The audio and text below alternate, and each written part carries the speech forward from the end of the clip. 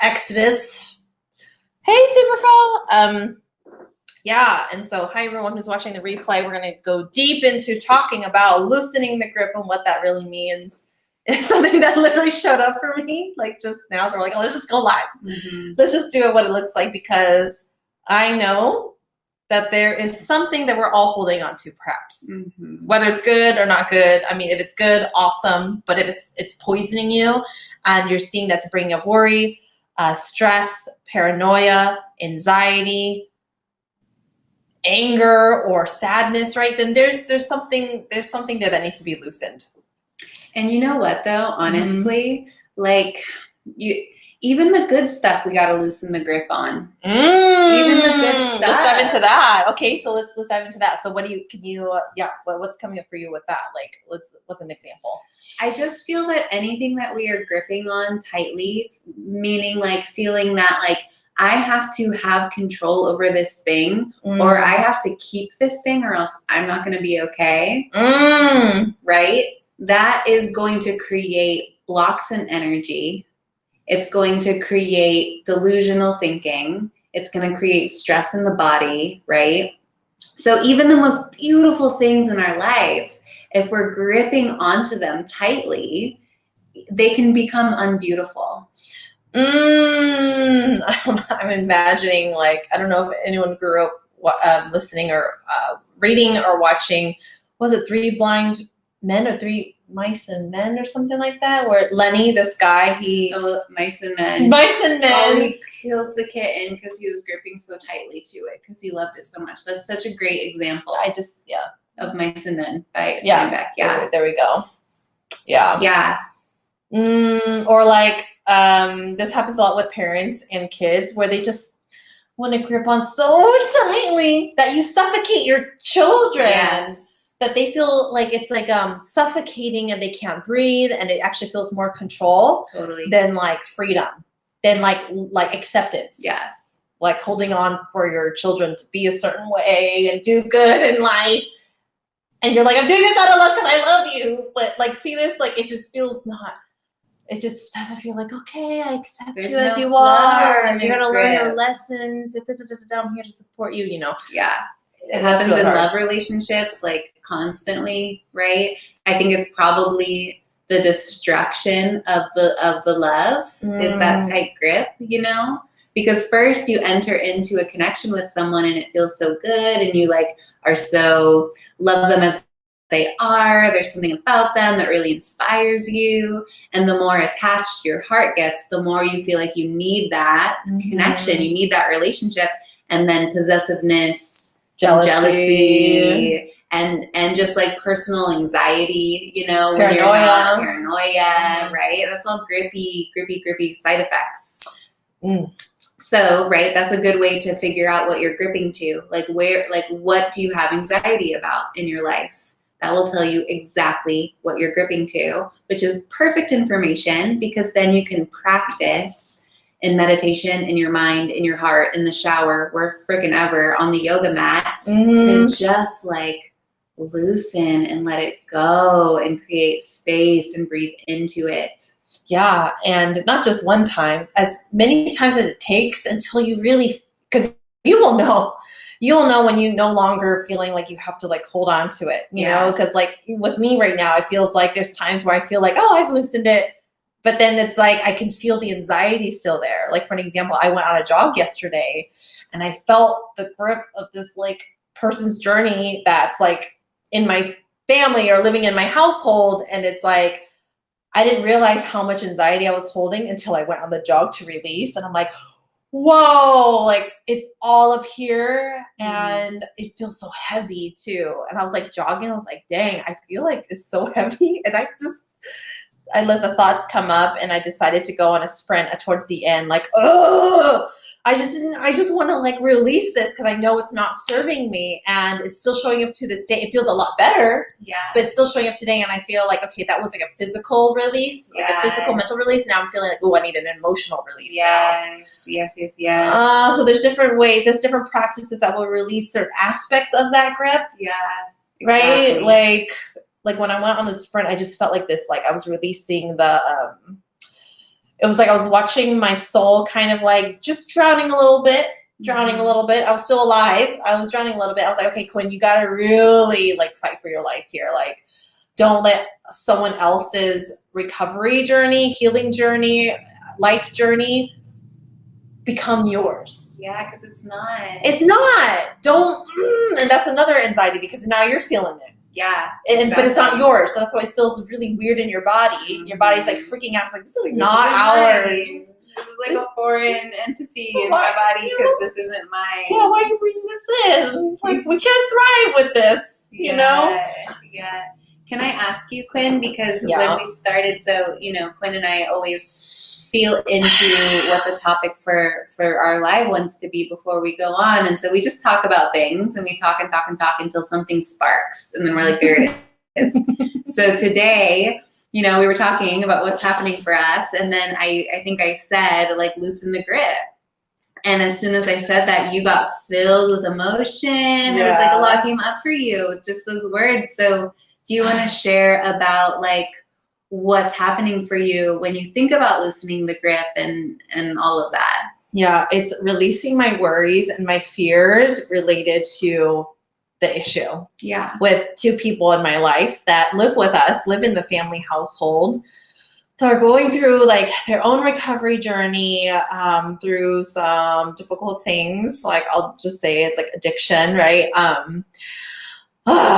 And right when you said that, I actually was holding on to like I was like, I pinched my finger right away when you said that. It was in the grip, and I was like, okay. And then right when I did that, like that's when the emotion came up, the act of just like physically releasing the grip. And so what I need to loosen the grip is also like healing and loosening like my worries of like, what if something happens where like an overdose happens, like what if I see it? What if, it's just like these like what ifs, right? And then you were saying like, well, surrender to God, like surrender to the higher ups, like surrender, like let this really be the journey, right? Like so easier said, but it's like, and this is how hard it is, like I'm going through like a program kind of, and one of the steps they said that's easy to kind of like, not easy, but like the first step is admitting that you're powerless over like people's like thing, like it's really hard when they live in your house. You got to see him, and you're getting triggered with like things, and you're just worried. But yeah, loosening the grip for me means like bring the awareness of how you're feeling, and then going to take care about it. Like yesterday, I was like almost not wanting to go on the jog, but like as soon as I got into the jog, I saw it show up so loudly. As soon as I got into meditation today, we now do meditations every Saturday at 10 a.m. by the way.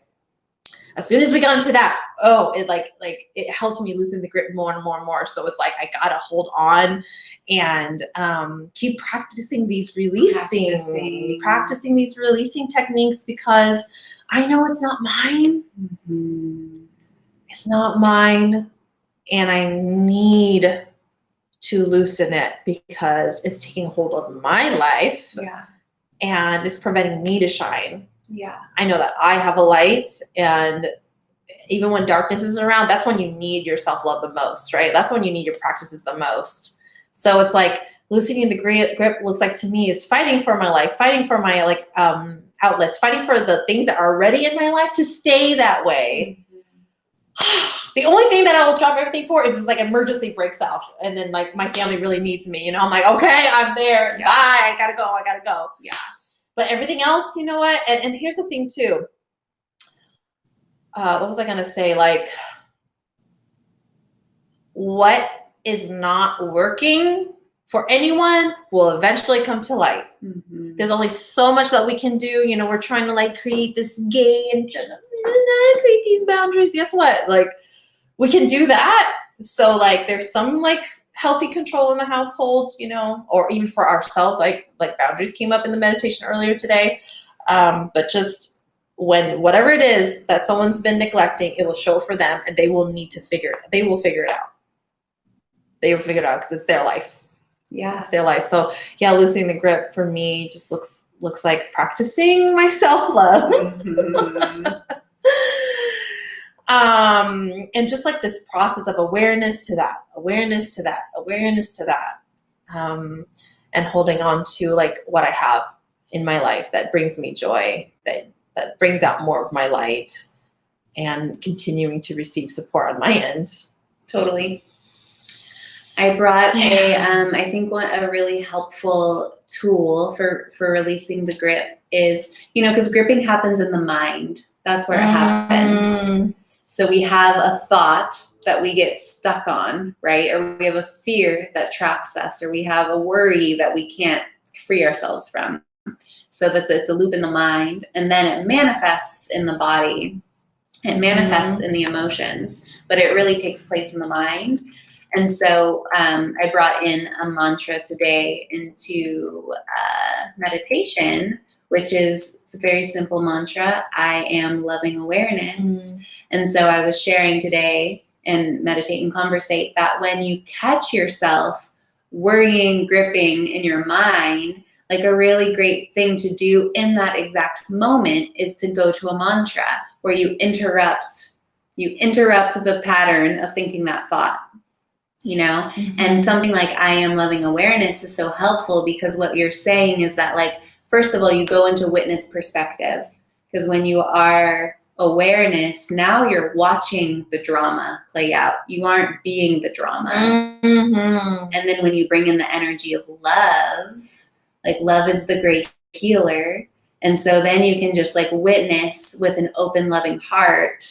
And that means that you're clearing judgment from the storylines. And so you're no longer saying like, this is bad and this is horrible and like this is sad, whatever. All the judgments get to be cleared, and then you can just hold it for what it is and just be with it and see it, and not necessarily do anything. Like, you can just like participate through your presence and through your awareness. Right. And that's something, right? Like you're from doing nothing. It's like something though, right? You're doing something for yourself by like, I love the observation part, especially with the drama going on around you. Like we get to observe that. And I love what a particular individual, she came onto our meditation, and she said she saw herself drawing a circle, like she was in the sandy place and in the desert, but she's just drawing the circle, like, oh, time for that boundary again, and being able to have the space to observe and process. Like, oh, that's so great. But it's reminding me of what you're saying, like being able to have your space to observe. Yeah. Have the space to observe, right? Because if we continue to participate in the drama, now it's ours when it wasn't ours, and we're getting involved in something that has actually nothing to do with us. Well, and checking in with like, where are our thoughts? Are our thoughts right here and what's happening today, or are they like in this potential of what might happen? If they are in the potential of what might happen, you are literally in a delusional state because you're not here with what is, And if you're in a delusional state, if you're future tripping, then you're like literally like wasting all of this energy on make believe. It's not even here. Yeah, it's not even real. Here. Right. So there's an energy conservation. Every time you come back to the present, you're conserving your energy, which is like, then you get to build your energy within yourself instead of wasting, and then being so drained because you just worried all your energy away. Yeah, that's right. Like, it's like, oh, okay, let me save some energy. Let me bring myself back. Yeah. And we know it's tough. And also that's why we're here, like there's so much empowerment in being able to do that for yourself. And loosening the grip can look like receiving support, right? To help you loosen the grip, so really identify what you need. Do you need support? Do you have the tools? What's going to help you actually practice, use them. Use them on a daily basis. Use them, especially when you're seeing that anxiety, that paranoia flare up where you feel like something's going not your way, or like someone is doing something that you know is not good for them. You're like, you just want to save them. Mm-hmm. And that's what it looks like too, not needing to feel like you have to save everybody. Nobody. Right? Like, I was on a client call and she was saying, I need to like not be feel like I need to be everything for everybody. And it's like, doesn't that sound so exhausting? Yeah. That's you trying to like grip onto all these people. Be like, I got you, you know, instead of like, you know what, like if you need support, I got you. Like, see, that's a different energy. Well, it's also a projection, right? Because when you're saying like, I got you, I got you, I got you, I got you, I got you, I got you, I got you, who you're not gotting is yourself. Boom, right there. So when you bring it back and say like, I got you, you know, you don't need to do it outside of yourself. And you know, because once you got you, then you can give to yourself. And when you can give to yourself, you can fill up your reserves and your supply. Then you actually have genuine space for other people, right? To love other people in healthy ways. Yeah, in healthy ways, not in a projecting kind of way, which the other person who's receiving that does not feel good. Yeah, it's so true. That's another thing too. The difference between what is it, like needing to feel like you need to save everybody, and what's the other thing of like saving yourself, I guess. Like the difference between it's codependence. Yeah. Right? Oh yeah. That's what that is. Another term for it is codependency, everybody. Yeah. It's like the thing of like needing to be needed, having identity wrapped up in being needed. Yeah. If you have an identity wrapped up in being needed, then you are likely going to be like, you're just not going to have much, really, because you're going to have to be giving, over giving in order to feel a sense of self. Yeah, a sense of like, oh, they need this, oh, they need that, I got it, versus I love what you said. Away. Yeah, versus, hey, I got this. Yeah. You know, that's definitely going to help you loosen the grip. I love when you said that. Yeah. So watch yourself. Are you trying to save everybody? Are you trying to be everything for everybody? Do you have anxiety? Do you worry about other people's lives often? Chances are, if there's a grip that you're holding on to, and perhaps there's like a pain or a fear from past experiences that you haven't been able to process, meaning you haven't been getting yourself, so you're going to want to get other people. You know, like, I got you. So huge, giant indicators to return back to self. Yeah. To return back to self. Do you feel like, what do you feel like you've had to loosen the grip on in the past? Or is it like every day loosen the grip? Okay, because I feel like you've been we catch up all the time, and you mentioned you had a very grateful week. High vibe week. So to experience high vibes, I feel like there's a lot of loosening the grip there. Absolutely. Yeah, I am just in the most constant deep deconditioning process where, you know, and it's so interesting because when you decondition a layer, you're like, wow, I just freed myself from this belief that I was hanging on to. And then there's another one. There's another one, you know. So it's been really great, you know. It's just like pretty much like any way that I think that things need to be, or any ideas of how things should play out, that's a grip. So if I have an expectation on the future, that's a grip. So every time I can like release and let go and just like let things be as they are, and let like the grace of God and the universe just like take care of life. Yeah. It's just, it feels so much better. And then it really activates flow. Then I get like the invitations come in, and the right people come in, and the beautiful opportunities come in. And then every time that happens, it's a vibe elevation. And then when my vibe elevates, then I get a new clarity on something that needs to be loosened, a new grip that is ready to let go. So it's so cyclical like that, you know? Yeah, so good.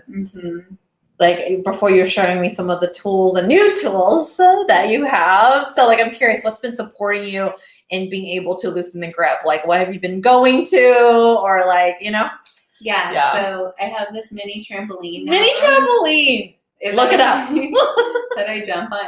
Look it up, because we won't go into all the benefits of it. But there are like so many health benefits. Jump sport. but it's so fucking fun. Like, it's so fun, and it's such a fun way to like get your whole body moving and shaking and releasing. It's a releaser. It cleanses and clears the lymphatic system. And the emotions I'm learning, it's a heart opener too for me. So that's been an amazing tool. It's like 10 minutes. I just do 10 minutes in the morning. I haven't done it yet, so I'll do mine this afternoon today. But and are you just jumping on it? Or I do all different kinds things? of things. Oh, that's so I'll cool. show you after. That's the things that I do. That's so cool. So that's been a big one. I've been going to this breath class on Wednesday evenings that my dear friend Scott leads. And that's so incredible, super powerful. If anyone is in the Sacramento area and they want to do a really deep, amazing breath practice, fit some Wednesday evenings at 6.